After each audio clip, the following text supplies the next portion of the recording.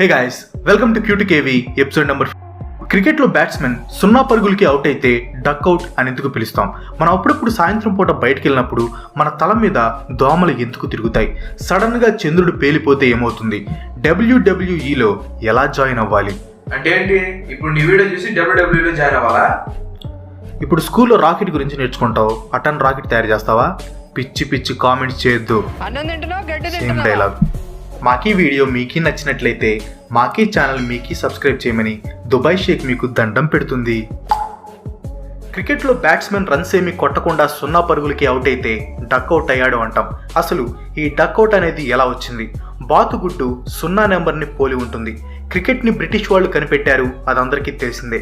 స్టార్టింగ్లో ఎవరైనా 0కి అవుట్ అయితే డక్స్ ఎగ్ అని పిలిచేవారు. జూలై 17, 1866లో వేల్స్ యువరాజు 0 పరుగులకి అవుట్ అవుతాడు. అప్పుడు ఒక న్యూస్ పేపర్ వాళ్ళు the prince had retired to the royal pavilion on duck eggs అని రాస్తారు. అప్పటి నుండి 0 రన్స్ కొట్టిన వాళ్ళని డక్స్ ఎగ్ అవుట్ అని పిలవటం బాగా పాపులర్ అయింది. కాలక్రమేణా ఆ డక్స్ ఎగ్ అవుట్ కాస్త డక్ అవుట్ అయింది. ఫస్ట్ బాల్కి అవుట్ అయితే గోల్డెన్ డక్ అంటారు. అదే ఒక్క బాల్ కూడా ఆడకుండా 0 రన్స్కి రన్అట్ అయితే డైమండ్ డక్ అంటారు. మొత్తానికి డక్అవుట్ అనేది ఒక న్యూస్ పేపర్ వాళ్ళు యువరాజు గురించి రాయడం వల్ల బాగా పాపులర్ అయింది. సెకండ్ క్వశ్చన్, ఎందుకు దోమలు అప్పుడప్పుడు మన తల మీద తిరుగుతూ ఉంటాయి? ముఖ్యంగా ఈవినింగ్ టైమ్స్లో తలకి ఆయిల్ రాసినప్పుడు ఎక్కువగా తిరుగుతూ ఉంటాయి. కొన్నిసార్లు అది బాగా చిరాకుగా కూడా ఉంటుంది. కానీ దానికి రీజన్ ఏంటి? మన హ్యూమన్ బాడీ దోమల్ని ఆకర్షించే కొన్ని పదార్థాలని వదులుతుంది. వాటిల్లో ఒకటి కార్బన్ డయాక్సైడ్. మనం బాగా పరిగెత్తినప్పుడు లేదా పనిచేసినప్పుడు ఎక్కువ మొత్తంలో కార్బన్ డయాక్సైడ్ని రిలీజ్ చేస్తాం. దానికోసం చాలా దోమలు మీ దగ్గరికి రంకెలేసుకుంటూ వస్తాయి.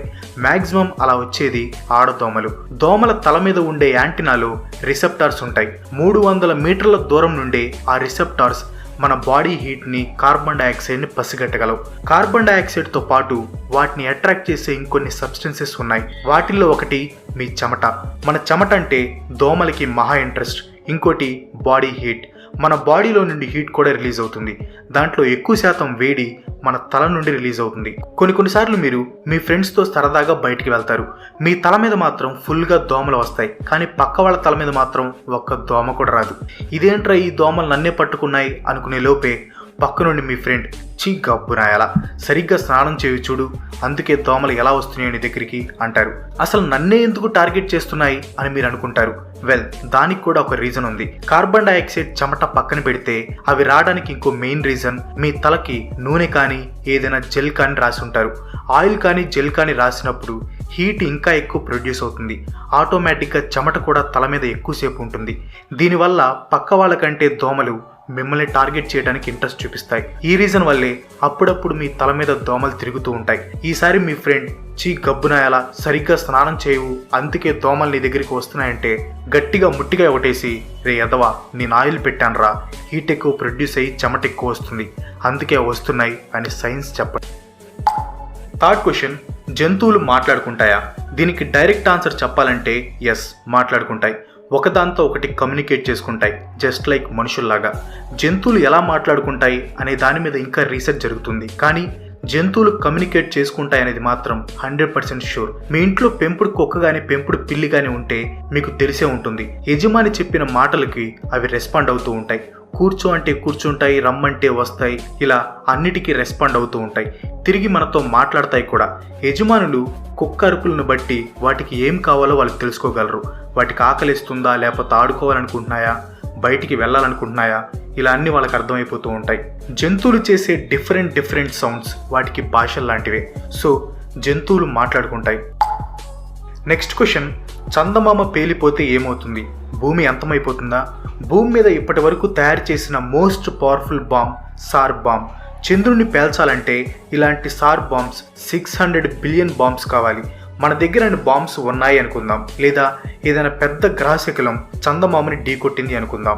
ఇది నిజంగా బ్యాడ్ న్యూస్. చందమామ ముక్కలవుతుంది.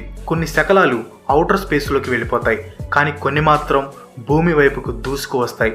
భూమి ఆకర్షణ శక్తి వెంటనే వాటిని తన వైపు లాక్కుంటుంది. చాలా ఫాస్ట్గా భూమి వైపు దూసుకు వస్తాయి.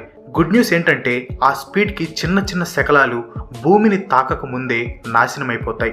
పెద్దగా ఉండేవి మాత్రం భూమి మీద పడతాయి. దీనివల్ల వచ్చే ఫస్ట్ ఎఫెక్ట్ భూమి మీద వేడి విపరీతంగా పెరిగిపోతుంది. భూమి మొత్తం తందూరిలా కాలిపోతుంది. ఒకవేళ మీరు రాకెట్ వేసుకుని భూమిని దాటి వెళ్ళిపోవాలనుకుంటున్నారా? అది కూడా కష్టమే. చందమామ శకలాలు, వాటి వల్ల డ్యామేజ్ అయిన శాటిలైట్స్ మీకు వెళ్ళడానికి ఏమాత్రం ఛాన్స్ ఇవ్వవు. ఒకవేళ మీరు అవి కూడా తప్పించుకుని వెళ్ళారు లేదా అండర్ గ్రౌండ్లోకి వెళ్ళిపోయారనుకుందాం, భూమి మీద పరిస్థితి ఎలా ఉంటుంది? మన ఎర్త్ మీద సీజన్స్ రావడానికి మెయిన్ రీజన్ చంద్రుడు. అంటార్క్టికాలో ఉన్న మంచంతా కరిగిపోతుంది, సీ లెవెల్ పెరిగిపోతుంది, కొన్ని ప్రాంతాలు నీటిలో మునిగిపోతాయి. కొంచెం పరిస్థితి కుదుటపడిన తర్వాత మిగిలిన చంద్రుని శకలాలన్నీ భూమి చుట్టూ రింగ్ లాగా ఫామ్ అవుతాయి. అంటే భూమి కూడా చూడటానికి శాటర్న్ లా కనిపిస్తుంది. సీన్ బాగుంది, సెల్ఫీ తీసుకుందామంటే జిల్ జిల్ జిగేల్ రాన్ అయిపోతారు. అప్పుడప్పుడు ఒక్కో శకలం యాస్ట్రాయిడ్ లా భూమి మీద పడుతుంది. చందమామ ఉంది కాబట్టి ఇప్పుడు మనకి రోజుకి 24 గంటలు ఉన్నాయి. అదే మూన్ లేకపోతే భూమి ఫాస్ట్గా తిరుగుతుంది. రోజుకు 24 గంటలు కాస్త ఏ గంట 2 గంటలు అయిపోతుంది. గాలులు ఎక్కువగా వేస్తాయి. దీనివల్ల పక్షులు కీటకాలు బ్రతకడం కొంచెం కష్టమవుతుంది. సముద్రంలో అలలు కూడా తగ్గిపోతాయి. అంటే సముద్రంలో చాలా జీవులు బ్రతకలేవు. డీప్గా ఆలోచిస్తే చాలా భయంకరంగా ఉంటుంది. కానీ చందు చాలా మంచివాడు, మనల్ని వదిలి ఎక్కడికి వెళ్ళడు. నైట్ టైం వెలిగిస్తాడు, అప్పుడప్పుడు వెన్నెలను తెస్తాడు. నెక్స్ట్ క్వశ్చన్, WWEలో ఎలా జాయిన్ అవ్వాలి? ఇదంతా ఈజీ కాదు సుమి. ఫస్ట్ మీరు ప్రైవేట్ రెజ్లింగ్ స్కూల్లో జాయిన్ అవ్వాలి. అక్కడ ఎక్స్పీరియన్స్డ్ ఇన్స్ట్రక్టర్ దగ్గర ప్రో రెజ్లింగ్ నేర్చుకోవాలి. అక్కడ కొన్ని కోర్సెస్ ఉంటాయి. నిపుణుల పర్యవేక్షణలో ఆ కోర్సెస్ అన్ని కంప్లీట్ చేయాలి.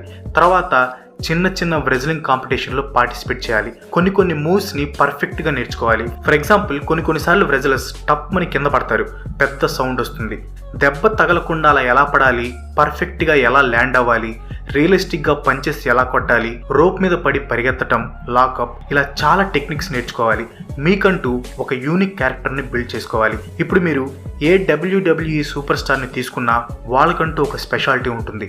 Body language, special punches, special character, ఇలాంటివి బిల్డప్ చేసుకోవాలి. WWEలో జాయిన్ అయ్యే ముందు కనీసం మీకు 3 నుంచి 5 సంవత్సరాలు ప్రో రెజ్లింగ్లో ఎక్స్పీరియన్స్ ఉండాలి.